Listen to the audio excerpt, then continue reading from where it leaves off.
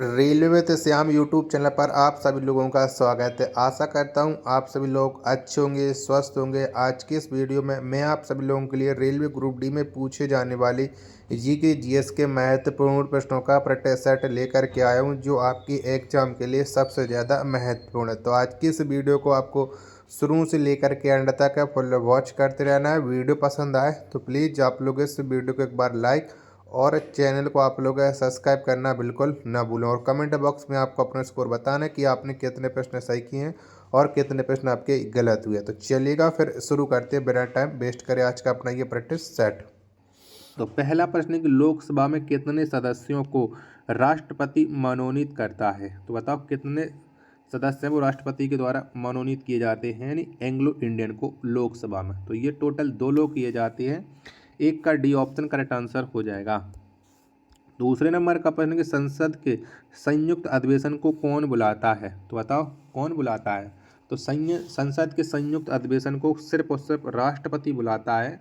2 का D option right answer हो जाएगा। प्रश्न संख्या 3 आ जाता है कि प्रश्नकाल की समय सीमा क्या होती है। तो बताओ क्या होती है। तो प्रश्नकाल की जो समय सीमा होती है वो होती है 1 घंटा, यानी 3 का ए ऑप्शन राइट आंसर हो जाएगा। प्रश्न संख्या 4 आ जाता है आपके सामने, कौन एक स्थायी सदन है। बताओ कौन है एक स्थायी सदन। प्रश्न संख्या 4 का राइट आंसर क्या हो जाएगा। तो राज्यसभा या एक स्थायी सदन है। 4 का बी ऑप्शन राइट आंसर हो जाएगा। 5वें नंबर का प्रश्न आ जाता है कि संसद के लिए राष्ट्रपति का अभिभाषण कौन तैयार करता है। तो बताओ कौन तैयार करता है। तो संसद के लिए जो राष्ट्रपति का अभिभाषण तैयार करता है वो केंद्रीय मंत्रिमंडल तैयार करता है। 5 का बी ऑप्शन करेक्ट आंसर हो जाएगा। 6वें नंबर का प्रश्न आ जाता है कि संसद के संयुक्त अधिवेशन की अध्यक्षता कौन करता है। तो बताओ कौन करता है। तो संसद के संयुक्त अधिवेशन की जो अध्यक्षता करता है वो करता है लोकसभा अध्यक्ष। 6 का सी ऑप्शन राइट आंसर हो जाएगा। 7वें नंबर का प्रश्न आ जाएगा, अनुच्छेद 32 के तहत 32 के आधार पर सर्वोच्च न्यायालय कितने प्रकार की रिट जारी करता है। तो बताओ कितने प्रकार की रिट जारी करता है।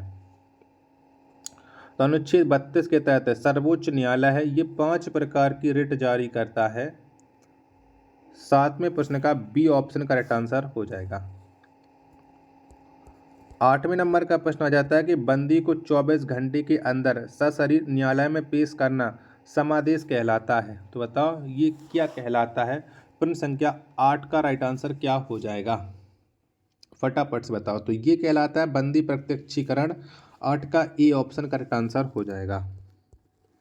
9वें नंबर का प्रश्न आ जाता है कि व्यक्तिगत स्वतंत्रता के लिए जारी रिट कौन है। तो बताओ कौन सी रिट जारी होती है व्यक्तिगत स्वतंत्रता के लिए। तो ये होती है बंदी प्रत्यक्षीकरण। 9 का डी ऑप्शन करेक्ट आंसर हो जाएगा। प्रश्न संख्या 10 आ जाता है कि अवैध तरीके से सरकारी पद प्राप्त करने वाले व्यक्ति के विरुद्ध कौन सा रिट जारी किया जाता है। तो बताओ कौन सी रिट जारी होती है। तो अवैध तरीके से सरकारी पद प्राप्त करने वाले व्यक्ति के विरुद्ध अधिकार परीक्षा की रिट जारी की जाती है। 10 का ए ऑप्शन करेक्ट आंसर हो जाएगा। अगला प्रश्न आ जाता है प्रश्न संख्या 11 कि भारतीय संसद के दोनों सदनों की प्रथम संयुक्त अधिवेशन किस बिल के लिए बुलाया गया था। तो बताओ कौन से बिल के लिए बुलाया गया था। 11वें प्रश्न का राइट आंसर क्या हो जाएगा। तो इसे जो बुलाया गया था वो दहेज निरोध विधेयक के लिए बुलाया गया था, प्रथम संयुक्त अधिवेशन को, यानी 11 का ए ऑप्शन करेक्ट आंसर हो जाएगा। 12वें नंबर का प्रश्न कि वर्तमान में कुल कितने मूल कर्तव्य हैं। तो बताओ मूल कर्तव्यों की संख्या कितनी है वर्तमान में। तो वर्तमान में जो मूल कर्तव्य हैं वो हैं 11। 12 का बी ऑप्शन करेक्ट आंसर हो जाएगा। 13वें नंबर का प्रश्न है कि भारतीय संसद का अंग नहीं है। तो बताओ इनमें से कौन सा नहीं है भारतीय संसद का अंग। 13वें प्रश्न का राइट आंसर क्या हो जाएगा। तो उपराष्ट्रपति नहीं है। 13 का ए ऑप्शन करेक्ट आंसर हो जाएगा। वीडियो पसंद आ रही होगी तो प्लीज़ आप लोग के वीडियो को लाइक और चैनल को आप लोग सब्सक्राइब करना बिल्कुल ना भूलें। और कमेंट बॉक्स में आप अपना स्कोर है जरूर शेयर करता चला करो कि कितने प्रश्न आपने कर चुके हैं। 14वें प्रश्न है आपके सामने कि संसद भवन का डिजाइन किसने तैयार किया। तो बताओ किसके द्वारा संसद भवन का डिजाइन है वो तैयार हुआ था। 14वें प्रश्न का राइट आंसर क्या हो जाएगा। तो सर हावर्ड बेकर और एडमंड लुटियंस इन दोनों लोगों ने संसद भवन का डिजाइन तैयार किया था, यानी ए एवं बी दोनों राइट आंसर हो जाएंगे। 14 का डी ऑप्शन करेक्ट आंसर। 15वें नंबर का प्रश्न है कि भारत का प्रथम नागरिक कौन होता है, तो बताओ कौन होता है। तो भारत का जो प्रथम नागरिक है ये राष्ट्रपति होता है। 15 का सी ऑप्शन करेक्ट आंसर हो जाएगा। 16वें नंबर का प्रश्न आ जाता है किस अनुच्छेद के तहत राष्ट्रपति लोकसभा को भंग कर सकता है, तो बताओ कौन से अनुच्छेद के तहत कर सकता है। 16वें प्रश्न का राइट आंसर क्या हो जाएगा, तो अनुच्छेद 85 के तहत है राष्ट्रपति लोकसभा को भंग कर सकता है। 16 का सी ऑप्शन करेक्ट आंसर हो जाएगा। 17 नंबर का प्रश्न आ जाता है कि भारत के राष्ट्रपति को किस अनुच्छेद के तहत मृत्युदंड क्षमा करने का अधिकार है, तो बताओ कौन सा अनुच्छेद के तहत है। 17वें प्रश्न का राइट आंसर क्या हो जाएगा, तो ये अनुच्छेद 72 के तहत है। ए ऑप्शन करेक्ट आंसर हो जाएगा। 18वें नंबर का प्रश्न आ जाता है कि राज्य के नीति निर्देशक सिद्धांत का वर्णन संविधान के किस भाग में किया गया है, तो बताओ कौन से भाग में किया गया है। तो राज्य के नीति निर्देशक सिद्धांत का वर्णन है ये भाग 4 में किया गया है। 18 का बी ऑप्शन राइट आंसर हो जाएगा। 19वें नंबर का प्रश्न आ जाता है कि मूल कर्तव्य किस देश से लिया गया है, तो बताओ कौन से देश से मूल कर्तव्य लिए गए हैं। 19वें प्रश्न का राइट आंसर क्या हो, तो इन्हें पूर्व सोवियत संघ से लिया गया है। 19 का सी ऑप्शन करेक्ट आंसर हो जाएगा।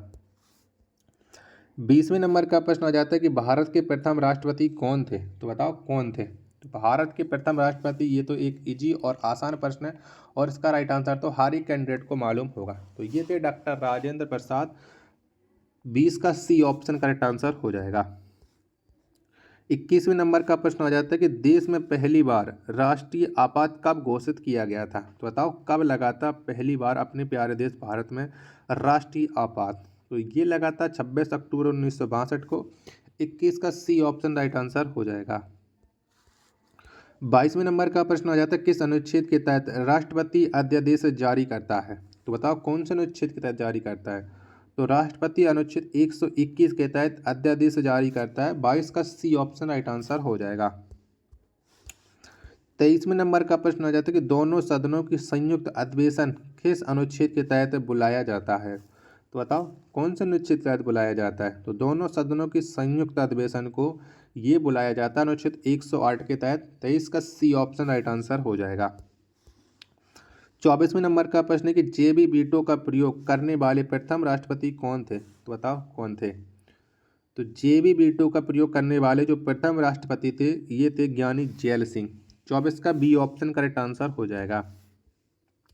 25वें नंबर का प्रश्न आ जाता है कि भारत के प्रथम दलित राष्ट्रपति कौन हैं, तो बताओ कौन है। तो भारत के जो प्रथम दलित राष्ट्रपति हैं वो है KR नारायण। 25 का सी ऑप्शन करेक्ट आंसर हो जाएगा। 26वें नंबर का प्रश्न आ जाता है कि भारत के प्रथम कार्यवाहक राष्ट्रपति कौन थे, तो बताओ कौन थे। 26वें प्रश्न का राइट आंसर क्या हो जाएगा। तो भारत के जो प्रथम कार्यवाहक राष्ट्रपति थे ये थे BB गिरी। 26 का बी ऑप्शन करेक्ट आंसर हो जाएगा। वीडियो पसंद आ रही होगी तो प्लीज़ आप लोग वीडियो को लाइक और चैनल को सब्सक्राइब करना बिल्कुल ना भूलें। चलिएगा अगला प्रश्न आ जाता है, प्रश्न संख्या 27 है। राष्ट्रपति का चुनाव लड़ने वाली प्रथम महिला उम्मीदवार कौन थी, तो बताओ कौन थी। तो राष्ट्रपति का चुनाव लड़ने वाली जो प्रथम महिला उम्मीदवार थी ये थी कैप्टन लक्ष्मी सहगल। 27 का बी ऑप्शन करेक्ट आंसर हो जाएगा। 28वें नंबर का प्रश्न आ जाता है कि राष्ट्रपति का मासिक वेतन कितना है, तो बताओ कितना है। तो राष्ट्रपति का जो मासिक वेतन है ये 5 लाख है। 28 का बी ऑप्शन करेक्ट आंसर हो जाएगा। 29वें नंबर का प्रश्न आ जाता है कि अभी तक भारत में कितनी बार राष्ट्रीय वित्तीय आपात लागू किया जा चुका है, तो बताओ कितनी बार हुआ है। तो अभी तक भारत में जो राष्ट्रीय वित्तीय आपात लागू हुआ है वो एक भी बार नहीं हुआ है। 29 का डी ऑप्शन करेक्ट आंसर हो जाएगा। चलिएगा प्रश्न संख्या 30 आ जाता है कि संसद का सदस्य नहीं होने पर कोई नागरिक कितने समय तक मंत्री के पद पर रह सकता है, तो बताओ कितने समय तक के लिए रह सकता है। तो ये केवल 6 महीने के लिए रह सकता है। 30 का सी ऑप्शन राइट आंसर हो जाएगा। 31वें नंबर का प्रश्न आ जाता है कि देश की प्रथम महिला राष्ट्रपति, तो बताओ कौन थी देश की प्रथम महिला राष्ट्रपति। 31वें प्रश्न का राइट आंसर क्या हो जाएगा। तो ये थी प्रतिभा पाटिल। 31 का बी ऑप्शन करेक्ट आंसर हो जाएगा। 32वें नंबर का प्रश्न आ जाता है कि राष्ट्रपति पर महाभियोग किस अनुच्छेद के तहत लगाया जाता है। तो बताओ कौन सा अनुच्छेद के तहत लगाते हैं राष्ट्रपति पर महाभियोग। 32वें प्रश्न का राइट आंसर क्या हो जाएगा। तो ये लगाया जाता है अनुच्छेद 61 के तहत। 31 का सी ऑप्शन करेक्ट आंसर हो जाएगा।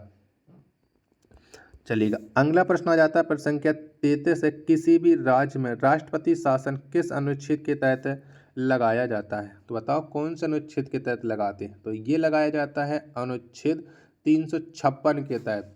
33 का ए ऑप्शन करेक्ट आंसर हो जाएगा। 34वें नंबर का प्रश्न आ जाता है, किसी भी राज्य में राष्ट्रपति शासन की अधिकतम समय सीमा कितनी होती है। तो किसी भी राज्य में राष्ट्रपति शासन की जो अधिकतम समय सीमा होती है 3 वर्ष। 34 का सी ऑप्शन करेक्ट आंसर हो जाएगा। 35वें नंबर का प्रश्न कि संसद का निम्न सदन कहलाता है। तो बताओ कौन कहलाता है। तो संसद का जो निम्न सदन है ये लोकसभा कहलाता है। 35 का ए ऑप्शन करेक्ट आंसर हो जाएगा। चलिएगा 36वें नंबर का प्रश्न आता है कि राष्ट्रपति के निर्वाचन में कौन भाग लेते हैं। तो बताओ कौन लेते हैं। तो राष्ट्रपति के निर्वाचन में लोकसभा के निर्वाचित सदस्य, राज्यसभा के निर्वाचित सदस्य, विधानसभाओं के निर्वाचित सदस्य यानी उपयुक्त सभी हैं राष्ट्रपति के निर्वाचन में भाग लेते हैं। 36 का डी ऑप्शन राइट आंसर हो जाएगा। 37वें नंबर का प्रश्न आ जाता है राष्ट्रपति पद के लिए न्यूनतम आयु सीमा है। तो बताओ कितनी है। तो राष्ट्रपति पद के लिए जो न्यूनतम आयु सीमा है वो है 35 वर्ष।